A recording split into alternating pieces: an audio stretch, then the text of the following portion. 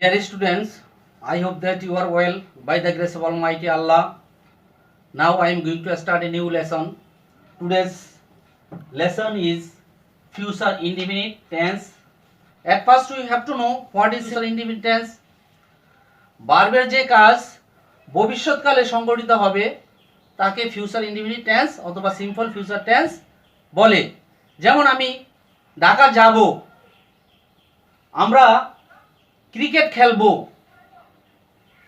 বাবা বাড়িতে আসবেন। এখানে এই যে ব বাংলা ক্রিয়াসে ব বে বেন এই ধরনের কিছু শব্দ আসে।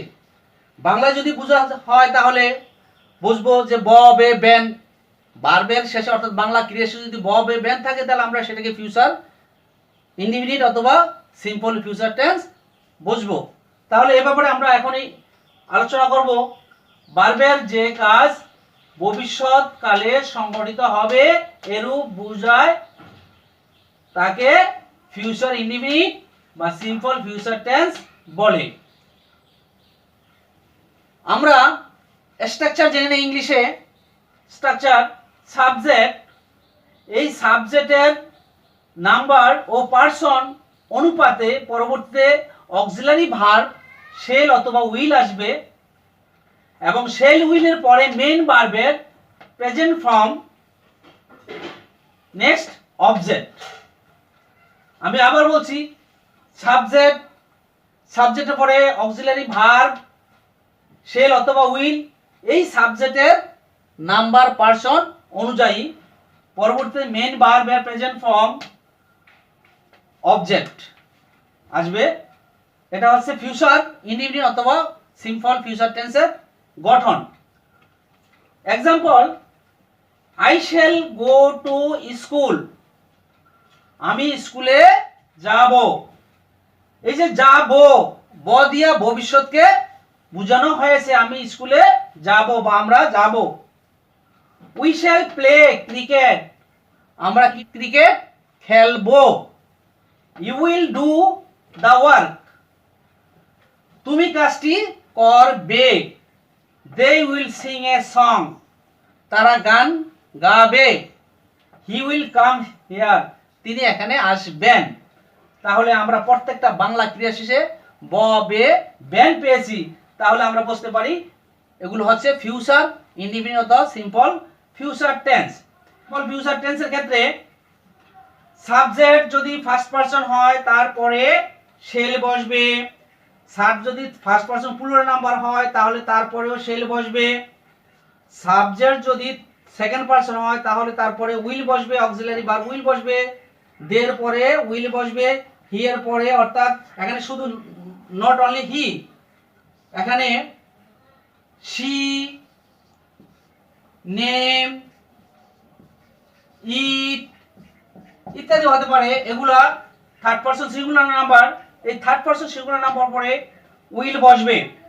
তাহলে আমরা বুঝতে পারলাম এখানে ফার্স্ট পারসন সিঙ্গুলার এবং প্লুরাল পরে শেল বসবে, অক্সিলারি ভার্ব শেল বসবে, পরবর্তী মেইন ভার্বের প্রেজেন্ট ফর্ম, আর সকল ক্ষেত্রেই উইল বসবে।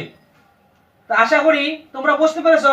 ডিয়ার স্টুডেন্টস, তোমরা একটি নোট লক্ষ্য রাখো।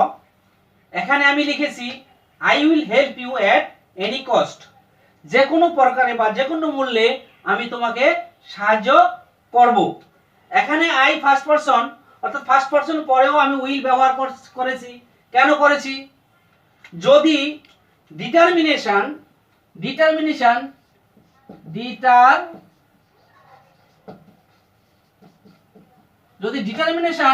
বোঝানো হয়, অর্থাৎ দৃঢ় সংকল্প বা দৃঢ় ইচ্ছা বোঝানো হয়, তাহলে ফার্স্ট পারসন আই অথবা উই, অর্থাৎ ফার্স্ট পারসনের পরে ও উইল ব্যবহার করা যায়। ডিয়ার স্টুডেন্টস, তোমরা লক্ষ্য করো এখানে আই হচ্ছে ফার্স্ট পারসন সিঙ্গুলার নাম্বার। এই ফার্স্ট পারসন সিঙ্গুলার নাম্বারে আমি ফিউচার ইনডিফিনিট টেন্সের চারটি সেন্টেন্স সাজিয়েছি। প্রথম হচ্ছে অ্যাফার্মেটিভ অথবা positive affirmative sentence. Next sentence হচ্ছে নেগেটিভ। নেক্সট ইন্টারোগেটিভ, এই চারটে ফর্মে আমি এই ফিউচার ইনডিফিনিট অথবা সিম্পল ফিউচার টেন্সকে সাজিয়েছি। যেমন I shall go to school, আমি স্কুলে যাব, এটা হচ্ছে অ্যাফার্মেটিভ অথবা পজিটিভ সেন্টেন্স। এখন এই পজিটিভ সেন্টেন্সকে আমি নেগেটিভ করে ফেলতে পারি অতি সহজেই।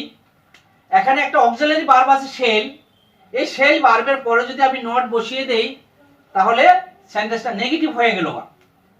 তারপরে যদি আমরা এই অক্সিলারি ভার্বকে যদি আমি সেন্টেন্সের শুরুতে নিয়ে আসি, shell I go to school, আমি কি স্কুলে যাব, তাহলে এটা হয়ে গেল ফিউচার ইনডিফিনিট টেন্সের ইন্টারোগেটিভ সেন্টেন্স। নেক্সট যদি আমরা সেই একই অক্সিলারি ভার্বকে যদি আমরা সেন্টেন্সের শুরুতে এনে তার সাথে যদি সংক্ষেপে নট লাগাই দিই তাহলে শ্যান, অর্থাৎ শেল নটের সংক্ষিপ্ত ফর্ম হচ্ছে শ্যান।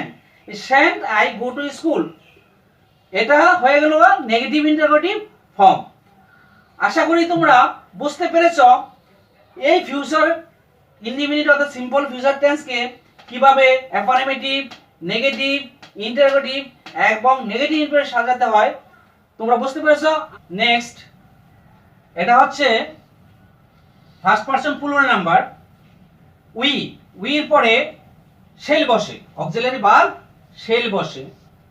উই শ্যাল প্লে ক্রিকেট, আমরা ক্রিকেট খেলবো, এটা হচ্ছে পজিটিভ সেন্টেন্স, পজিটিভ অথবা affirmative. Next, we shall not play cricket, আমরা ক্রিকেট খেলবো না, এটা হচ্ছে নেগেটিভ সেন্টেন্স। তো তোমরা বুঝতে পেরেছো শ্যাল উইলের পরে যদি শ্যাল উইল থাকে নট বসিয়ে দিলে সেটা নেগেটিভ হয়ে যায়। We shall not play cricket, আমরা ক্রিকেট খেলবো না। নেক্সট, এই শ্যাল ভার্বকে শুরুতে নিয়ে আসলাম, পরবর্তীতে সাবজেক্ট লিখলাম, হয়ে গেল শ্যাল ইউ প্লে ক্রিকেট। আবার এই শ্যাল ভার্বকে শুরুতে এনে তার সাথে সংক্ষেপে আমি নট বসিয়ে দিলাম, অর্থাৎ নট বসিয়ে দিলাম, হয়ে গেল শ্যান। শ্যাল নটের সংক্ষিপ্ত ফর্ম আছে শ্যান টু প্লে ক্রিকেট, ইন্টারোগেটিভ হয়ে গেল। আমরা তাহলে ফার্স্ট পারসন প্লুরাল নাম্বারেও আমরা কি করলাম, পজিটিভ, নেগেটিভ, ইন্টারোগেটিভ এবং নেগেটিভ ইন্টারোগেটিভে সাজিয়েছি। আশা করি তোমরা এটুকু বুঝতে পেরেছো স্টুডেন্টস। নেক্সট, ইউ হচ্ছে, এই ইউ হচ্ছে second person. Second person you singular হতে পারে, প্লুরাল হতে পারে। তো যাই হোক, ইউর পরে উইল বসবে, you will do the work. এই সেন্টেন্সটা হচ্ছে পজিটিভ। ইউর পরে যখন আমি নট বসিয়ে দিলাম হয়ে গেল negative, you will not do the work.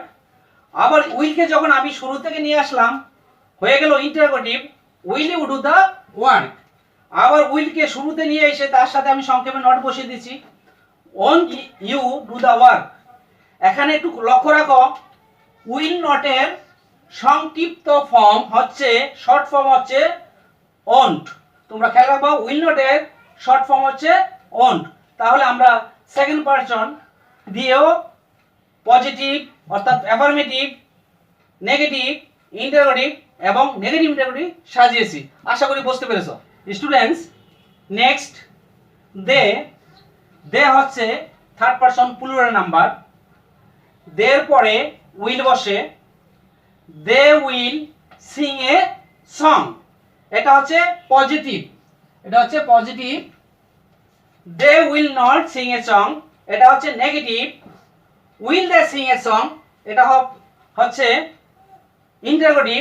Won't they sing a song, এটা হচ্ছে negative interrogative. Dear students, next, this is third person singular number. He, এর পরে উইল বসে, হি উইল কাম হেয়ার, সে এখানে আসবে বা তিনি এখানে আসবেন। He will not come here, তিনি এখানে আসবেন না। উইল হি কাম হেয়ার, তিনি কি এখানে আসবেন, interrogative. Won't he come here, তিনি কি এখানে আসবেন না। তাহলে আমরা এই he third person singular number দিয়েও আমরা চারটি ফর্ম করেছি এই ফিউচার ইনডিফিনিট টেন্স অথবা ফিউচার সিম্পল ফিউচার টেন্সের। একটা হচ্ছে পজিটিভ, একটা হচ্ছে পজিটিভ, নেগেটিভ, ইন্টারোগেটিভ এবং নেগেটিভ ইন্টারোগেটিভ। তোমাদেরকে পরিশেষে বলবো যে আমরা ফিউচার ইনডিফিনিট অথবা সিম্পল ফিউচার টেন্স করতে গিয়ে লক্ষ্য করেছি যে সাবজেক্টের পরে শেল অথবা উইল আসে এবং মেন ভার্বের প্রেজেন্ট ফর্ম। তবে সাবজেক্ট যদি ফার্স্ট পারসন সিঙ্গুলার অথবা প্লুরাল হয় তাহলে তারপরে এই শেল অক্সিলারি ভার্ব ব্যবহৃত হয়। আর সকল ক্ষেত্রে, সকল সাবজেক্টের ক্ষেত্রে, সকল পার্সনের ক্ষেত্রেই উইল বসে, শুধু ফার্স্ট পারসন সিঙ্গুলার এবং প্লুরাল পরে শেল ব্যবহৃত হয়ে থাকে। আশা করি তোমরা এ পর্যন্ত বুঝতে পেরেছো আমরা কিভাবে ফিউচার ইনডিফিনিট টেন্স অথবা সিম্পল ফিউচার টেন্সকে চারটি ফর্মে অর্থাৎ অ্যাফার্মেটিভ, নেগেটিভ, ইন্টারোগেটিভ, নেগেটিভ ফর্মে সাজিয়েছি। Dear students, I think you have understood the future indefinite অথবা simple future tense clearly. I hope that you will listen to my class again and again. Those who did not subscribe my channel till now, I hope that you will subscribe my channel. Take care of your health. Stay home, stay safe. Thank you very much. See you again.